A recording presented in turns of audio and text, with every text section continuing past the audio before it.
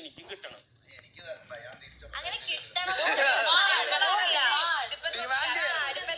ബഹുമാനം എന്ന് പറയുന്ന സാധനം ഒരു മ്യൂച്വൽ റെസ്പെക്റ്റ് ആണ്.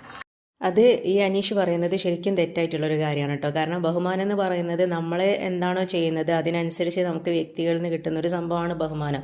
അത് നമ്മളിപ്പോൾ ഒരു വ്യക്തിക്ക് തിരിച്ചു കൊടുക്കുന്നുണ്ടെന്ന് വിചാരിച്ചിട്ട് അത് നമുക്ക് അതേ അളവിൽ കിട്ടണമെന്നില്ല. നമ്മളെ പ്രവൃത്തിയും കാര്യങ്ങളും എങ്ങനെയാണോ നോക്കിയിട്ട് അതിനനുസരിച്ച് നമ്മളെ ചുറ്റുള്ളവർ നമ്മളെ ബഹുമാനിക്കത്തുള്ളൂ. അപ്പോൾ ഈ ഒരു കോമണറായ അനീഷ് കഴിഞ്ഞ സീസണിലൊക്കെ വന്നതിനേക്കാൾ എനിക്ക് തോന്നുന്നത് കുറച്ചുകൂടി ബെറ്ററാണ് കേട്ടോ കോമണർ.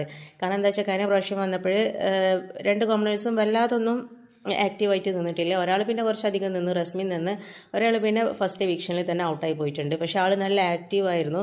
പക്ഷേ ചില ആൾക്കാരൊരു സേഫ് ഗെയിം മാതിരിയാണല്ലോ അത് കാണുന്നത്.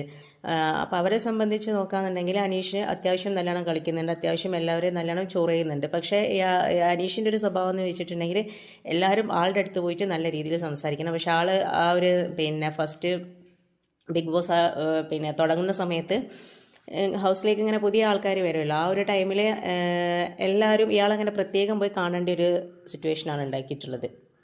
പുതിയതായിട്ട് ഓരോരോ ആൾക്കാർ വരുമ്പോഴും അനീഷ എവിടെ എന്ന് ചോദിക്കുന്നുണ്ട്. അപ്പോൾ ചിലപ്പോൾ ആളൊരു സ്ട്രാറ്റജി ആയിരിക്കും. കാരണം എന്താണെന്ന് വെച്ചാൽ കോമണർ എന്ന് പറഞ്ഞാൽ അത്ര ഫെയിം അല്ലാത്ത ഒരാളാണല്ലോ. അപ്പോൾ ബാക്കിയുള്ളവരൊക്കെ അത്യാവശ്യം ഫെമിലിയർ ആയിട്ടുള്ള ആൾക്കാരാണ്. അപ്പോൾ അവരെ കൂടെ തന്നെ ആ ഒരു കട്ടക്ക് നിൽക്കാനുള്ള ചിലപ്പോൾ എന്തെങ്കിലും ഒരു മൂവിങ് ആയിരിക്കാം. എന്തായാലും അനീഷ് എല്ലാം കളിക്കുന്നുണ്ട്. ഏതുവരെ പോകുന്നുള്ളത് നമുക്ക് കണ്ടറിയാം.